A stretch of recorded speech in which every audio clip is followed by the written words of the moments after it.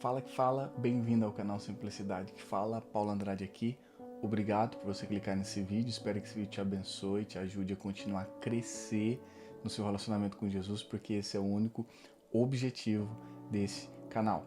Deixa eu pegar minha Bíblia aqui, eu queria falar com você hoje sobre esse texto aqui.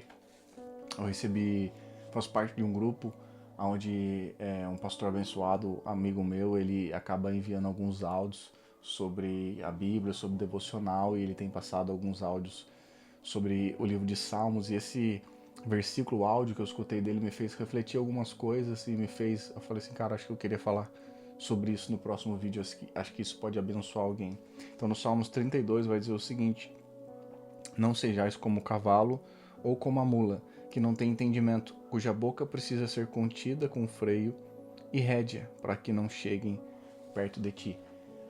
O texto está falando bem específico aqui sobre o cavalo e a mula, né? Eu não sei como é na sua realidade, mas aqui na minha região é bem comum cavalos, esse tipo de coisa. A gente sabe que o cavalo ele é direcionado, é claro, pelo domador, pela pessoa que está andando nele, utilizando justamente o freio, puxando, virando. Você vai direcionando e guiando o cavalo para fazer a sua vontade ou para te levar onde você precisa. No caso, se for um adestrador, um cavalo talvez um pouco mais de raça ou algo do tipo, o adestrador ele vai fazendo todo aquele preparativo, todo aquele ensinamento para o cavalo obedecer vários comandos diferenciados.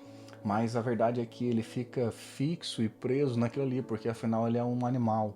E aquilo ali é o máximo talvez que ele pode fazer. Se, por exemplo, você colocar na frente de um cavalo um ovo e um pouco de trigo, para o cavalo é um ovo e um pouco de trigo, e não tem muito mais o que ele pode fazer com aquilo. Talvez ele pode sentar perto daquilo, deitar, enfim, ele pode fazer alguma coisa perto daquilo ali, passar a crina naquilo ali, se você ensinar, mas não muito mais que isso.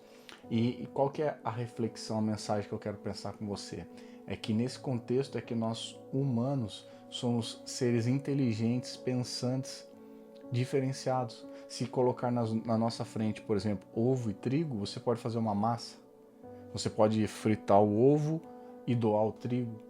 Você pode guardar o trigo e fazer um ovo mexido.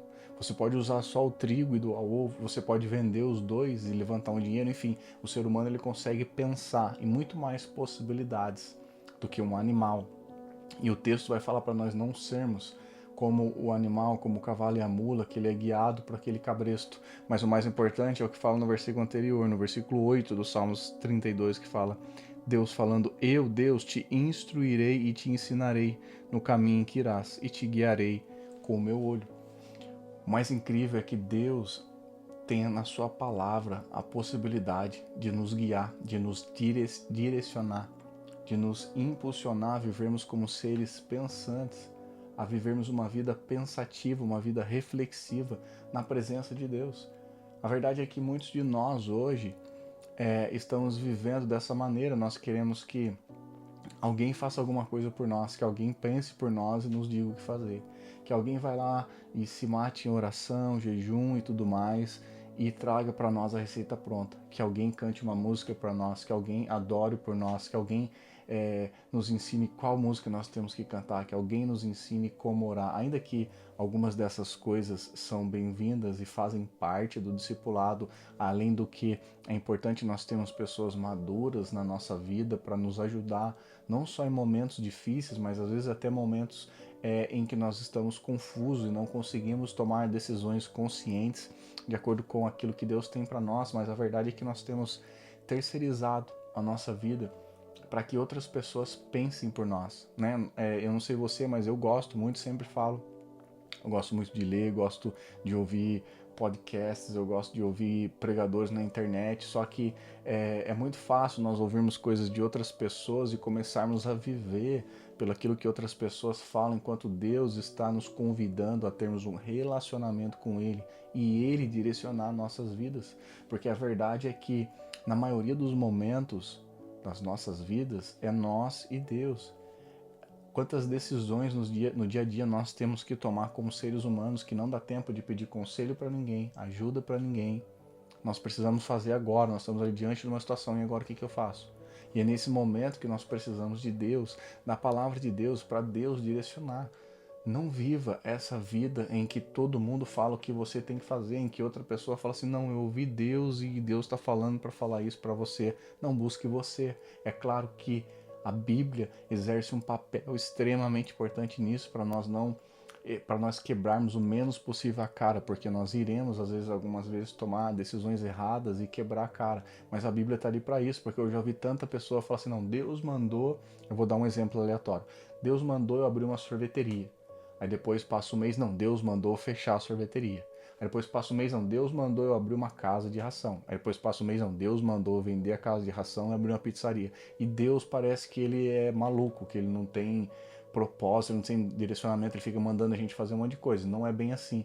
Mas aqui na Bíblia nós encontramos o conselho de Deus, a direção de Deus, a vontade de Deus, a presença de Deus, o coração de Deus, os pensamentos de Deus. Então, ainda que seja importante termos, por exemplo, o apóstolo Paulo para guiar nossa vida, é muito mais importante nós, como Moisés, vermos a Deus face a face.